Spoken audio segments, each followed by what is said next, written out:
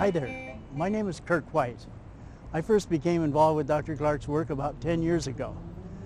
Somebody handed me one of her books. It said, "The Cure for All Diseases." I thought, gee, that's a pretty bold statement. I don't think so.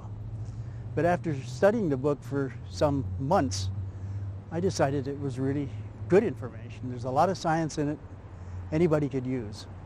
She says that if you put deodorant under your arm, in 2 minutes you can find aluminum in your brain. And if you put deodorant under your arm, in 2 minutes you can find propyl alcohol in your liver with a little device she invented that she calls a synchrometer. It's made with Radio Shack parts, about $60 worth of parts. The book is an incredible piece of information and really worth reading, and thank you for buying the book you bought. I worked with Dr. Clark now about 5 years as an understudy, as an unpaid understudy, and I find it's most fascinating. She's without question one of the most brilliant minds on the planet. I hope you enjoy the video, and I hope you can gain a lot of information for yourself, and maybe you can save a life. Thank you so much. By the way, Dr. Clark says you can copy this and give it to as many friends as you like. It may save a lot of lives. Thank you. Morning, Dr. Clark. How are you? Good morning. Fine. So this does look for all the world like a worm, only I'd never seen one like this before. And without staining it, you can't get a better idea. But it has to be a plant or animal. So first thing that I would check for is plant, food residue in other words. And if anything, it could come from, say, a banana or plantain, which we use in our diet. So that would be the first thing I would test. And here's a banana, so I would test that first. And that's it. What do you know? That was a positive indication from the synchrometer. Usually it doesn't go that fast because I have to guess what the possibilities are. I can't go through a long list. Maybe sometime in the future that can be done. The circuitry is already available to where I wouldn't have to have the actual item for testing. But I'm still at the manual stage, and I prefer it that way. But actually you could have made a water copy of that. Yes, I could have. And also it would distinguish between banana and plantains, or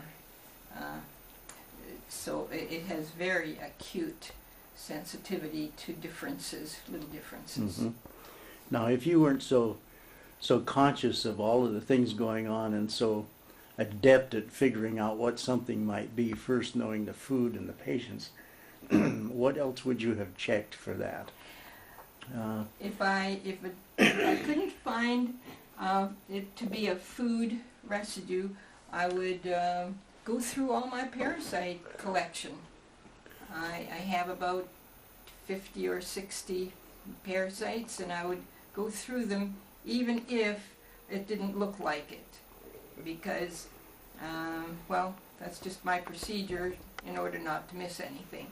And I have those on slides like this, microscope slides. So if this has a parasite on it, or part of a parasite, it would be positive if it was that parasite. Certainly, yeah. Well, that's a phenomenal approach, and it's interesting how someone can take a totally unknown substance in a matter of minutes, determine whether it's plant or animal, and then go right down the chain of parasites and determine what parasite it would be. There are errors you do have to look out for, because nothing comes from the toilet bowl purely clean and uncontaminated with other parasites. So that's something to watch for, and we need to clean this up. But this was, I think, this is already in formaldehyde, isn't it? Yes, it is. So it has been cleaned up because it looked so much like a parasite that it was worth doing that cleanup. And actually with that sample you might be able to determine if astralis was in the system of the patient? Yes. Because it would perhaps be attached or be involved there? Yes, you could. Even Fasciolopsis busci or some of the other parasites? Yes, you could do that. Yes. At any rate, I think that's a worthwhile experiment. Thank you so much. You're welcome. Hello there again. Hello. Hey, I just love to come in and interrupt you when you're doing things and stick a camera in your face and say, hey, what are you doing? You know? And I had to leave a moment ago because I'd been fooling with formaldehyde and didn't have any voice left.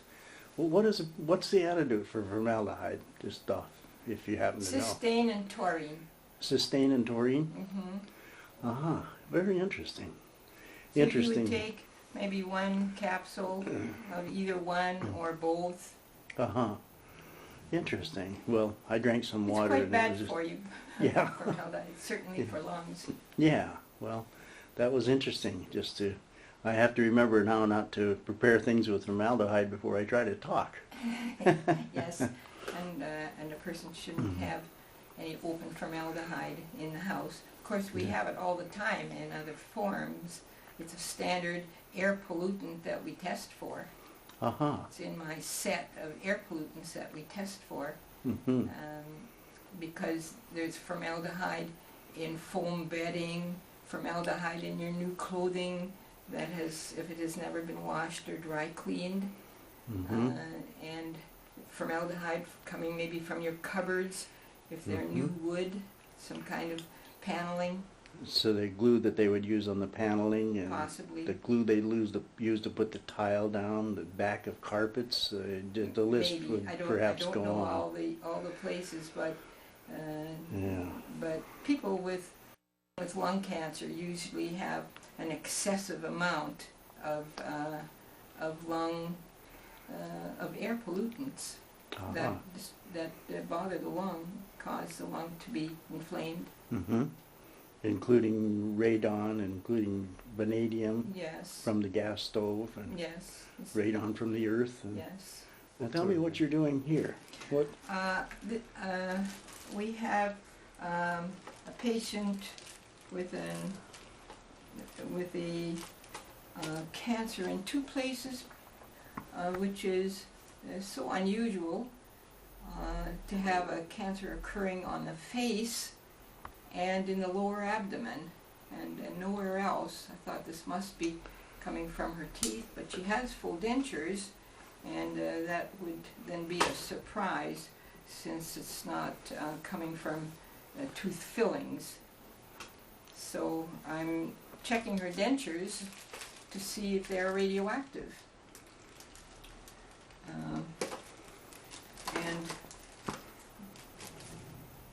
you can see what I'm testing for. This is just the name of the person. I have them in a little bit of well water or any kind of water, because even if the water might have some copper or lead in it from the water pipes, that's not going to disturb the test. I'm not looking for copper or lead. I'm looking for polonium, which is the radioactive element causing cancer, but it's not the only thing. The polonium is complex to cerium, cerium being a lanthanide, but radioactive things from the earth, mainly the radon series, and other things coming up from the uranium down below the earth. Those things react with each other. The lanthanides and the radioactive elements come up in the same space because they come up from the uranium rocks that are under the surface of the earth. And polonium and cerium are extremely reactive, and they react with each other immediately, so that you get this little polonium-cerium complex. And you'll see that here. I'm testing for polonium in this denture that's in a little bit of water in a plastic bag. And of course there are two entities there, the teeth themselves and the rest of the pink part of the denture. And I'm just soaking the whole thing to see if that might be a source of her carcinogen. There it is, very high. It's seeping polonium. And I'll look for cerium because cerium is used in dental plastic.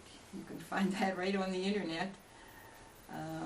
It's terrible that a great deal of research on cerium was done in the first half century of the last century already. Cerium came into use, and they never did search for an effect that might be contributing to cancer, I suppose. Because I find it in every cancer case, it's part of the carcinogen causing the cancer. Part of the complex. Yes. Part of the complex between the polonium and Yes. cerium. Yes. The carcinogen isn't a single entity, it's a large complex. Uh-huh. And it starts with polonium, and that is complex to cerium. Yes, we would expect, this is cerium, we would expect it to be exuding it because it's plastic. If we harden the plastic enough, it would not diffuse out.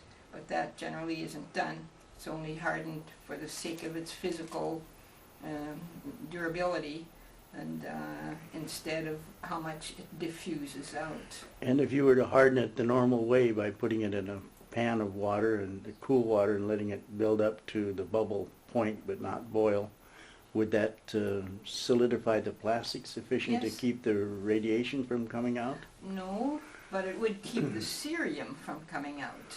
Uh-huh. But it would not keep the polonium from having its action. So these dentures then must be replaced Yes. with non-polluted Yes. denture material. Yeah, the reason this got polluted is because they were using Clorox bleach in the dental supplies, and that's what I would test next. First, let me see if the polonium diffusing out and the cerium diffusing out are already complex. It takes only seconds for that to happen, just as though it was, say, hydrogen and oxygen or sodium and chlorine. If they came in contact with each other, they would react immediately. And this goes very fast too.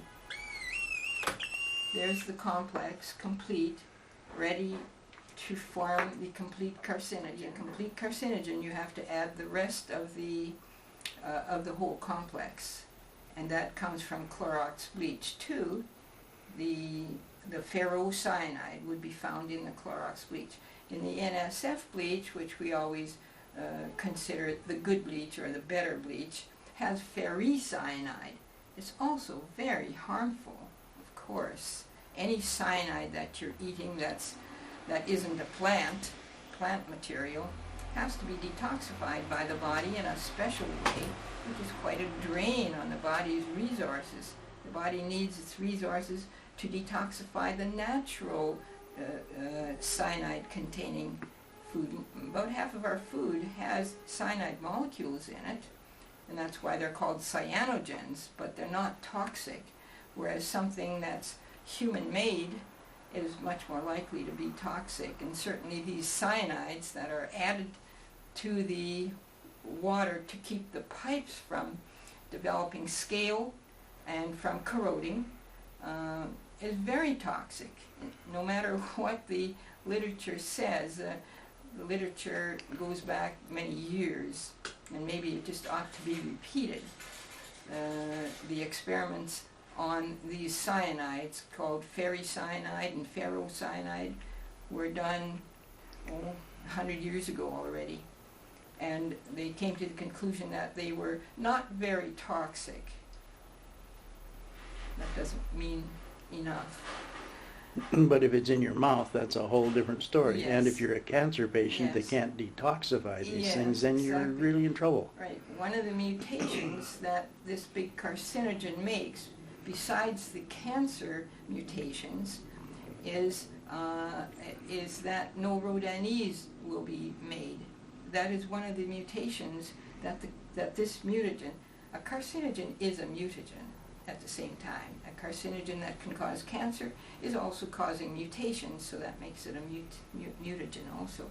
So here we will see whether the entity from Clorox bleach, which is ferrocyanide, this is potassium ferrocyanide, whether that is exuding from this denture and diffusing into the body. Yes, large amounts. So now you have the third item that is in the carcinogen. It forms a chain. These are the first three members. The next item is an alkylating agent derived from onions, garlic, mustard, and we have synthetic alkylating agents too that are used as chemotherapy because they are so deadly. But ordinary onions, garlic, and mustard make them too. We're not meant to eat much of that, if any. Now the literature will gloss over that and say you don't need to worry that this might be coming from the mustard you're eating or the garlic. Those things have their good attributes too, but this is much more important, and I think we should stop using those foods because we make these alkylating agents from them. And here are a few. Here's mustard. You wouldn't expect that from an inanimate thing, of course. The alkylating agent doesn't come from the Clorox bleach. It comes from the food you eat. Uh-huh. Now, I was confused. Was that positive or negative? I didn't listen. Negative. That was negative, okay. Here is diallosulfide that would come from onions. And you wouldn't expect that to come from a non-living thing. Here's allyl alcohol, another onion-like compound. There are very many alkylating agents coming from these three kinds of foods, and they form part of the carcinogen. It's the next part. Uh-huh. So and you you're have checking. to have that. And you're checking an inanimate thing, the dentures, just. Yes. And you wouldn't normally check for that because you know it's not there because it's not a Right. food item. Right. I But see, for yeah. sake of demonstration, Right. that lets you use your own knowledge and logic to arrive at new research results. You would want to do a complete experiment like this. Forms the fourth entity, and the fifth entity is another living thing that comes from the body. The contribution to this carcinogen is partly the environment, partly the body. The body supplies the alkylating agent and the parasite. In this case, the parasite should be, if it was coming from the dentures, which of course it can't, but for the sake of the experiment, I would look for the busky, and of course that would be negative. Factiolopsis busky. So if But it were a another food item, you'd interesting check with one those things. would be isopropyl alcohol, and another one, malonic acid. We can see if that's coming from this. Mm-hmm. Malonic acid is discussed quite a bit in my books because I found it in all tumors going back many years. And malonic Obviously acid. positive. And that's used as a denture material and sometimes as a hardening agent even, No, isn't it? It's just present in most industrial-made compounds. Uh-huh. Why it is there is probably because it's so universally useful in the chemistry of manufacturing various synthetic substances. Uh-huh. It's just about universally present. Mm-hmm. That's malonic acid. And it does exude from these dentures. Now the malonic acid will be making its contribution on this carcinogen that is building here from these dentures, and I want to see whether the malonic acid combines here or here or here, so that we can do a kind of chemistry here possibly you could call it mimicking the reality, because this is a capacitor, and you can do a mimicking experiment on this the way you can with a computer. By the close proximity of one substance to the other on the plate. This makes it in series. Okay. Mm-hmm. So that's not where it's attached. That was negative. Uh-huh.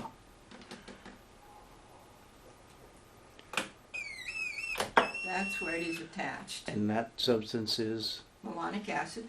And this is, it's attached to cerium. It's attached to the cerium molecule. Now, polonium is very, very reactive too, so we'll see whether it could combine here. Yes. So it has two places to attach, and now let's take a look at isopropyl alcohol, because we do find malonic acid and isopropyl alcohol in every tumor. So it's part of the carcinogen, but to find out just what role it plays, you would do this kind of simple mimicking chemistry. So what we're doing here is finding what the cerium and the polonium complex are tied to molecularly. Yes. And the malonic acid happened to be the substance, is that correct? Yes. Another one is isopropyl alcohol. Okay. Which is a ubiquitous product. Yes. And the Clorox bleach has isopropyl alcohol, whereas the NSF bleach does not. And as we've discussed in the past, the Clorox bleach also has wheel-bearing grease and yes, probably motor oil, 3-in-1 probably oil, benzene. all the things that, yes, there's always benzene in it. And so the NSF bleach is a lot cleaner, but it is not non-toxic. It has the ferricyanide, and it has other toxic substances too. And how does the wheel-bearing grease and the benzene and those things get into the laundry bleach or the Clorox bleach to begin with? I imagine it's just from their heavy-duty machinery that they use to dig in a quarry or a hillside for the components of the bleach. Or the pumping material, or the whatever they use to clean pipes and things with. Could go on and on. Yeah. Possibly. I don't have real knowledge hard about data on that. that. Yeah. So now I'm checking to see if isopropyl alcohol has been diffusing from this denture into the water. The denture is in some water. So whatever has diffused from the denture is in the water, and then there's the denture besides. In just even a short period of time. I would say that I had let it sit there for about 20 minutes or half an hour. Uh-huh. So it actually leaches into the water, and Yes. there it is. Yes. That's a pretty high amount. Uh-huh. It's not a quantitative device. The amount of the current could make it quantitative, but because it's still manually operated, the pressure that you're using also changes the amount of current, so you can't begin to decide on any quantity. Right, but the sensitivity, how would you rate the sensitivity of the synchrometer? 10 to the minus 10th, or 10 to the minus 12th? Better than that. 10 to the minus 15th I of a would say gram? 10 to the minus 15th is probably average, and that varies a bit with the person and the time. You know, in your laboratory here, you've got so many samples of so many things that you've collected over many years. How many tests do you think you've made at the synchrometer since you began to play with it 10 years ago or so? Oh my. Huh? That's pretty hard to guess. Maybe 100,000 or 200,000 or yes.